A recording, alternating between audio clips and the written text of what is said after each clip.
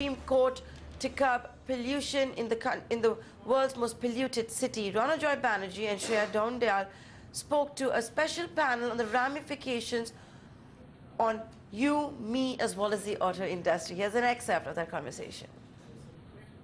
The real issue is that diesel vehicles certainly have been polluting the city's environment a lot, because basically the public transportation and a lot of the other heavy vehicles and all others were using diesel fuel. But in the past few years, the buses have already moved on to CNG. The other older vehicles, yes, diesel are very polluting. There's no denying that. But now if you look at the new technologies in diesel, especially, we're not talking of the Bharat 1-2 stage. We're talking of contemporary diesel vehicles all over the world are acknowledged to be cleaner than even petrol vehicles. And the example I can give you is of France and Germany, where 75% of all new vehicles sold are diesel. Right.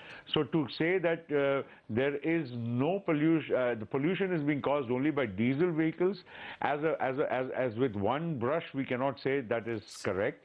And I think there the fault lies, right, especially in the current context, that they should look at the current technologies of diesel and they should in fact encourage it. So Praful Patel, I remember in 2012 when the Ministry of Oil had proposed at that point to the Finance Ministry to impose an additional excise duty on diesel vehicles to basically bring it on, at par with the petrol, so to sort of, because of the artificial price gap between petrol and diesel. At that point in time, you had opposed that move in your capacity as being the Minister of Heavy Industry. So today, I mean, have you softened your stand? Do you think that is a better way of trying to bring in sort of more equality between diesel and petrol vehicles rather than just going in for a blanket ban, sir?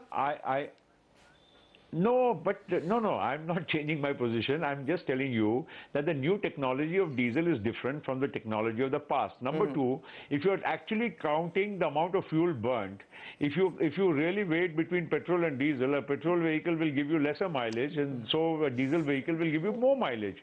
So the trade-off, if you look at it in net terms of how much of fuel you're burning and how much is the particulate matter, I'm talking of the new vehicles. I'm not talking of the older version. So please, there is a difference, and I'm basing it again not on my own facts and knowledge. I'm basing it on whatever technical data given to me, scientifically researched by the best of institutions, including our own institutions.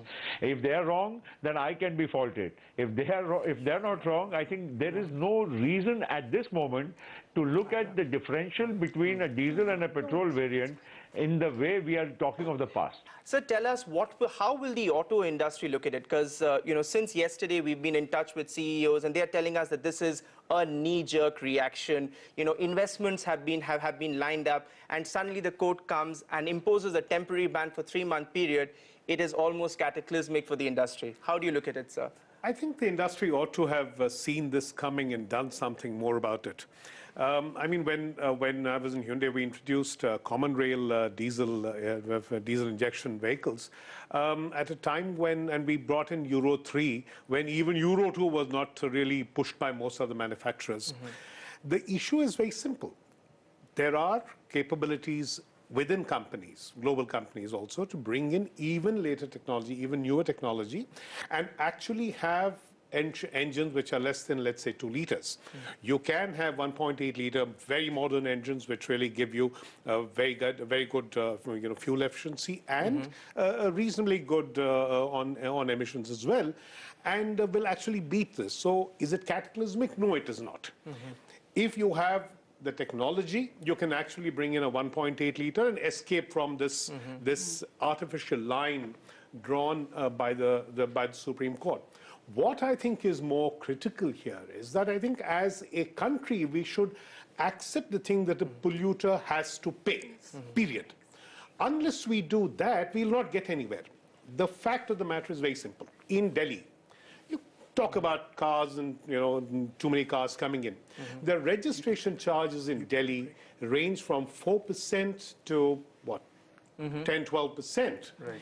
A city like Bangalore has registration charges ranging from 15% to 20%.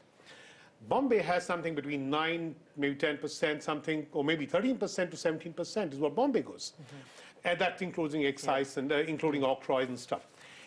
you can actually work in this city. You should actually work with, penal charges where you say that, okay, I'll have a 40% levy, registration levy on diesel cars, for instance, irrespective of And many what ministries their- also in the past have And maybe proposed, have sort of 25% flirted with that idea. It's not No, a new one. no, I don't think the government has actually considered that seriously. I mean, I've personally written about this in 2000, where there should be differential excise duties. Yes, I was a lone voice in the industry at that stage and a bit of a maverick for having suggested that.